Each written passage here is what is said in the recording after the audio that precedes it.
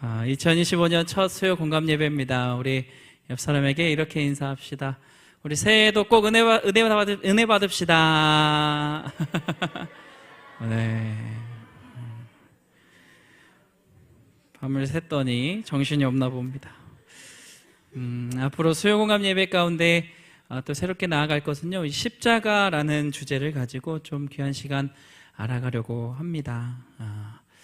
말씀에 큰 은혜가 있기를 소망합니다. 네, 기대하셨던 이야기는 설교 중간에 있습니다. 주일날 아이들에게 이 교회학교 설교를 합니다. 그래서 아이들과 함께 말씀을 나누고 또 여전히 아동부를 들어가면서 이 설교를 하는데요. 아이들에게도 올해 첫 이 신년 말씀으로 이제 선포를 했는데, 이번에 주제가 이 동방박사 이야기였습니다. 이 동방박사 이야기 다들 아시죠? 이 동방박사는 어릴 때 듣지 않으면 또 쉽게 접할 수 없는 내용이기도 한 것 같습니다. 예수님의 이야기를 한 거죠. 그리고 만왕의 왕으로 오신 그 예수님께서 예언을 성취하시며 준비되어서 또 왔더니 그냥 온 게 아니라 작고 작은 마을이었던 베들레헴이라는 곳에서 이 마국간의 말 구유에서 태어나셨다. 이런 이야기를 쭉 해줬습니다. 이 왕이라 불리는 자, 그리고 수백 년 전부터 예언되었던 메시아였는데, 사실 이런 분이라고 하면 우리 생각상, 그리고 당시 사람들 생각에도 이 금수저, 적어도 다이어수저로 태어나야 되는 게 아닌가라는 생각이 듭니다. 그렇죠? 아무래도 황제의 아들 정도는 돼야 되는 거 아닌가? 아니면 적어도 최소한 모세처럼 왕비가 강가에서 건져내서 왕자가 되는 운명, 그런 기적적이고도 아름답고 멋있는 어떤 그런 우리가 아는 그런 뻔한 스토리가 이제 예수님의 탄생이라고 생각이 돼야 되는데, 예수님은 가장 낮고 낮은 곳에서 태어나셨다는 거죠. 예수님의 탄생, 정말 우리조차 다들 마국간 가보시지 않았습니까? 말이 엄청 멋있다고 하고 가축이 뭐 예쁘다고 하시는 분 있지만 무슨 냄새가 코를 찌릅니까? 예, 맞아요. 너무 적나라하게 얘기해 주셨어요. 맞아요. 그 냄새들이 찌릅니다. 그래서 거기서 아이가 태어난다는 것은 참으로 쉽지 않습니다. 근데 예수님의 탄생도 참 낮고 낮았지만 예수님의 죽음조차도 참 낮고 낮은 곳에 있었다라는 거죠. 바로 그 낮고 낮은 곳이 어디였습니까? 이 십자가였다라는 겁니다. 이 십자가는 어떤 것이었습니까? 사실 우리에게, 기독교인에게야 거룩한 것이다라고 지금 이야기하고 기도하고 나아가지만 사실 형벌이었습니다. 그리고 형벌이었던 것 중에 가장 큰 죄악을 졌고 정치범을 지었던 이런 자들에게 펼쳐진 잔혹한 형벌이었습니다. 한 번에 죽여주는 것은 오히려 감사하다 할 정도로 이 십자가는 사실 천천히 잔혹스럽게 이 혼수 상태에 빠져서 죽이게 하는 것이 이 십자가 처형이었다라는 거죠. 예수님은 그렇게 낮고 낮은 곳에서 태어나셨고, 그렇게 낮고 낮은 자리에서 미움과 시기와 질투를 받으면서 십자가에서 숨을 거두셨다라는 겁니다. 성도님들, 이제 십자가에 대해서 알아간다라고 하지만 이 십자가를 알아간다는 것이 정말 이 말씀이 우리가 정말 소망으로 붙들어야 될 말씀인 줄 믿습니다. 나의 삶에 혼돈이 있더라도, 어려움이 있더라도 그 발등에 빛이 되어주는 것이 바로 십자가다라는 것이 우리가 꼭 깨닫는 귀한 말씀의 시간이 되기를 소망합니다. 그런데 우리는 이렇게 십자가에 대해서 이야기하지만 사실 우리가 살아가는 삶의 터전이나 세상에서는 이 십자가를 바라보도록 하지 않습니다. 그 안에 소망이 들어있는지 소개하지 않고요, 그 안에 빛을 발견할 수 있다라고 이야기해주지 않습니다. 우리는 정말 많은 다양한 사람들이 모여 세상을 살아가지 않습니까? 수많은 상황들에 놓여 있고요, 수만 가지의 상황들을 겪으며 살아갑니다. 그리고 그 상황들 속에서 무엇을 발견하며 살아가냐? 이 소망을 발견하며 살아갑니다. 이 설교를 준비하는 게 사실 녹록치만은 않았습니다. 왜냐하면 새로운 상황이 생겼어요. 저에게 갑작스럽게. 소망 가득한 순간이 되었지만 간호를 하고 있었어요. 왜 간호를 하고 있었을까? 그리고 너무 피곤했어요. 왜냐하면 막 시도 때도 없이 막 간호하는 중에 왔다 갔다 하고 막 이렇게 해서, 그리고 제대로 앉아서 준비할 수 없었던 환경이었습니다. 그럼에도 소망을 발견했다라는 거 뭘까요? 2025년 1월 6일 오후 12시 51분에 평생 제가 이제 잊을 수 없는 소망의 순간이 있었습니다. 제 딸아이가 태어났습니다. 맞아요. 축하해 주시고 기도해 주신 성도님께 정말 감사드립니다. 많은 상황들을 겪지만 이 자녀라는 것은 우리의 삶의 소망이 되어주죠. 그렇습니다. 삶의 원동력이 되어줍니다. 얼마 전에 이 특전사 분이 쓴 글을 보게 됐는데요. 이 사람이 뭐라고 이야기하냐. 자신은 먼 곳 파병도 다녀와 봤고 정말 특전사 중에 특전사답게 군 생활을 했는데 그 특전사 임무보다 힘든 게 육아다라고 이야기를 해놨더라고요. 다들 공감하십니까?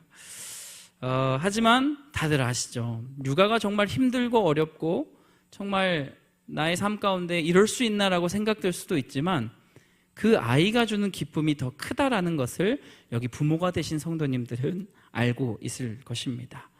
그래서 우리는 이 자녀라는 소망과 그런 상황 속에서 이 기쁨을 누리며 살아가는 것 같습니다. 근데 요즘 세상에서 또 소망을 발견한 것을 쭉 보니까는 이런 말이 유행을 하더라고요. 무슨 말이냐? 세상의 소망은 국장에 있는 게 아니라 미장에 있다. 무슨 말인지 아시나요? 국장이 아니라 미장으로 넘어와라 라는 말. 무슨 말이냐? 이 주식하는 사람들의 용어입니다. 특히 이 미국 주식을 하시는 분들의 이야기인데 이 사람들이 강조하는 게 뭐냐? 두 가지가 있대요. 첫 번째는 뭐냐? 국장, 국내 주식을 하지 말고 미장, 미국 주식을 해야 한다. 둘째는 뭐냐? 첫 번째를 기억하는 것이다. 이렇게 해서 강조를 한다라고 합니다. 그리고 주식 외에도 사람들이 무슨 얘기 정말 많이 합니까? 이 비트코인 이야기 정말 많이 합니다. 코인 이야기. 최근에 이 시세가 신고점을 찍으면서 아주 사람들의 소망이 된다라고 이야기하죠. 그래서 요즘 신세대들은 저축이나 적금을 하면 뭐라 그래요? 바보라고 한다고 합니다. 어디에 투자해라? 주식이나 코인에 투자해야 된다 이야기합니다. 근데 실제로 그거에 대해서 이제 보니까 기사를 보니까 예전에 저축하시고 적금하시던 분들 이율이 20% 30%셨더라고요. 그러니까 사실 과거에 저축해라 뭐 이렇게 이야기하신 분들이나 지금 코인하고 주식해야 된다라는 분들의 어떤 목적은 이 물질의 풍요를 소망에 두고 있어서 하는 말이지 않나라는 생각이 듭니다. 세상의 소망이라는 이 물질의 풍요는 사실 필요합니다. 삶을 윤택하게 하기 위해서 그리고 우리의 삶을 어쩌면 빛나게 하기 위해서는 참 필요한 부분이죠. 제가 이 출산 때문에 이제 월요일부터 병원에 있었습니다. 이제 갑작스럽게 가게 됐는데 월요일부터 수요일까지 있었는데 제가 열심히 아내가 이제 약을 먹고 물을 먹고 할 때 밥을 먹어야 되잖아요. 이 수동으로 침대를 이렇게 열심히 돌려서 세웠단 말이죠. 근데 옆방에서는 띡 하고 띠 하고 하면은 리모컨으로 모션베드라고 해서 저절로 이렇게 올라오더라고요. 자본주의 쓴맛을 보았습니다. 물질이 있다라는 것, 세상에서 왜 거기에 소망을 두는지는 뭐 당연히 이게 자녀를 지킬 수 있고 가정을 지킬 수 있고 또 윤택하게 살아가게 하기 위함이겠죠.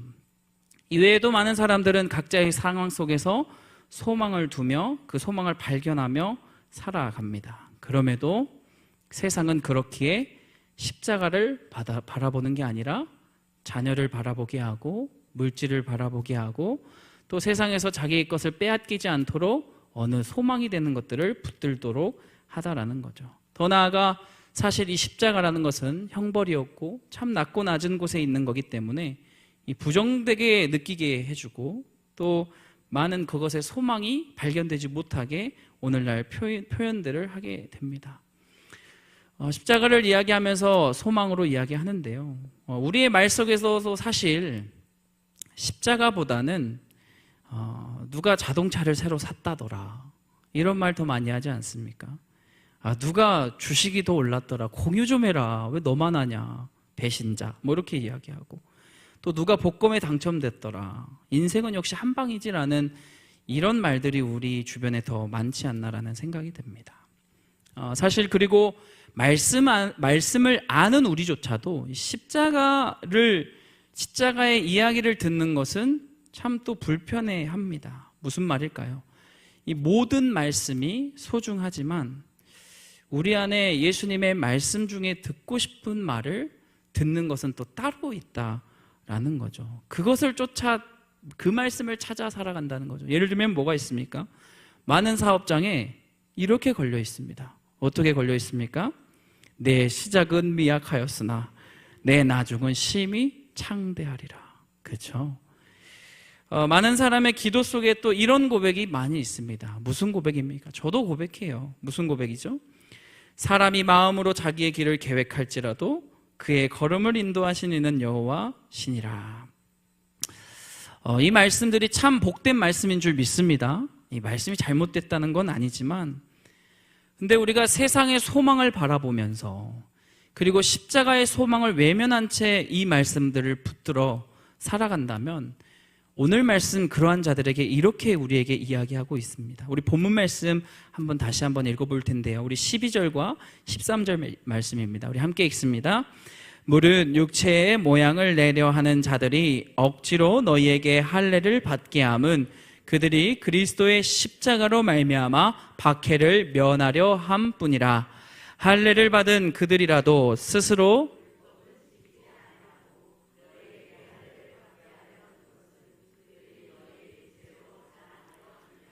아멘. 무슨 말입니까? 너희가 너희 안에 소망이라고 말하는 그 말씀이 과연 정말 내가 준 말씀이니? 아니면 너의 정욕과 너의 욕망을 위하여 피할 길을 내려고 이용하는 말씀이니? 라는 이야기입니다. 그리고 그 말씀 끝에 이렇게 이야기하는 거죠. 만약에 그 말씀이 그저 율법적으로, 그저 너희들의 생각으로 세상의 소망을 밝히기 위해 말씀을 이용하는 거라면 그거는 그저 썩어질 것이다 라고 이야기하고 있다라는 겁니다. 말씀조차도 나의 소망과 나의 생각으로 이용하면 그것은 헛된 소망이 된다라고 이야기합니다. 그러면서 오늘 말씀 갈라디아서 이 사도 바울은 세상에 소망을 두며 살아가는 자들에게 이렇게 선포하며 이야기합니다. 우리 14절 말씀 이 또한 함께 읽어보겠습니다. 그러나 내게는 우리 주 예수 그리스도의 십자가 외에 결코 자랑할 것이 없으니 그리스도로 말미암아 세상이 나를 대하여 십자가에 못 박히고 내가 또한 세상을 대하여 그러하니라. 아멘. 너희 안에 자랑해야 될 것은 무엇뿐이다? 십자가뿐이다라는 겁니다. 그리고 너희 안에 소망 되어줄 것은 십자가뿐이다라고 말하고 있다라는 겁니다. 낮고 낮은 자리, 누구도 찾아와 주지 않는 자리, 누구와 생각해도 불편할 수밖에 없는 그 십자가의 자리가 오늘 말씀은 소망이다라고 이야기하고 있습니다. 그리고 우리가 좋아하는 수많은 예수님의 말씀과 이 사도 바울의 서신서의 끝에는 너희가 여러 말씀을 듣지만 결국 붙들어야 될 것은 십자가다라고, 십자가가 모든 것을 이뤄냈다라고 가르치고 있다라는 것을 우리는 기억해야 될 줄 믿습니다. 왜 이렇게까지 강조할까요? 우리 로마서 3장 9절에서 10절 말씀인데 한번 읽어보겠습니다. 그러면 어떠하냐? 우리는 나으냐? 결코 아니라 유대인이나 헬라인이나 다 죄 아래에 있다고 우리가 이미 선언하였느니라. 기록된 바 의인은 없나니 하나도 없으며. 십자가를 붙들어야 될, 십자가가 소망이 될 이유가 우리에게 있다라는 거죠. 무슨 말입니까? 아무리 세상에 존경받고 아무리 세상에 칭찬받고 정말 저 사람은 성인이며 위대한 사람이다 라고 이야기 듣는 그조차도 자신의 죽음 앞에, 자신의 심판 앞에, 자신의 죄 아래에 놓여 있을 때 썩어질 자다라고 성경은 이야기하고 있다라는 겁니다. 너희가 세상에 소망을 두고 살아가며 너희가 쫓을 것을 쫓으며 살아가며 그것이 내 인생의 모든 것이다라고 붙들며 살아가는 그것이 결코 옳은 것이 아니라 썩어질 것, 무너질 것, 결국 죄 아래에 넘어질 것들이라고 성경은 이야기하고 있습니다. 그렇게 우리에게 소망을 위해 십자가의 말씀이 선포되었는데, 갈라디아서 1장 4절 말씀 우리 함께 읽도록 하겠습니다. 그리스도께서 하나님 곧 우리 아버지의 뜻을 따라 이 악한 세대에서 우리를 건지시려고 우리 죄를 대속하기 위하여 자기 몸을 주셨으니. 아멘. 그렇기에 십자가를 붙들어라. 예수를 붙들어라. 왜? 그것이 너희의 세상의 소망 것들을 더욱 능가하는 소망이니라 라고 이야기하고 계시기 때문입니다. 다른 것 아닌 우리 모두를 위해 예수님은 그 낮고 낮은 자리에서 태어나셨고, 더 낮고 낮았던 이 십자가의 자리 위에서 모든 소망을 이루신 줄 믿습니다.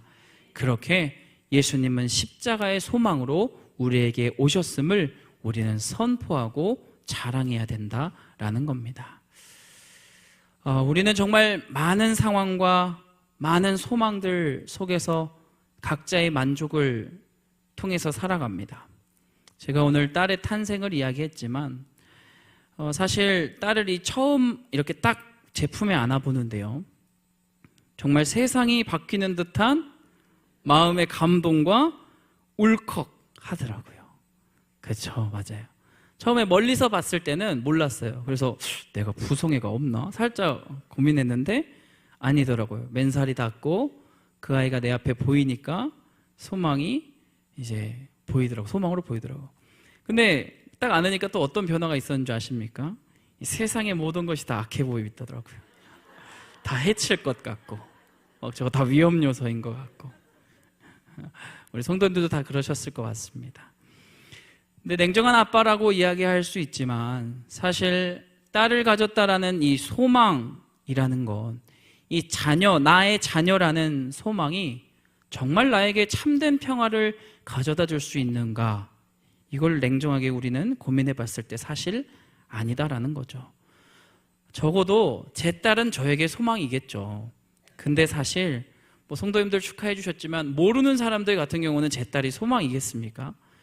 같이 면회객들 보는데 다 이야기합니다. 아우, 내 자식이 제일 예쁘다고. 내 자식이 제일 잘생겼다고 이야기하더라고요. 물질 마찬가지입니다. 많이 가진 자에게 그것을 바라보며 소망으로 이야기하지만 없는 자에게 그것을 바라보는 시각은 어떻습니까? 비교를 통한 절망이다라는 거죠.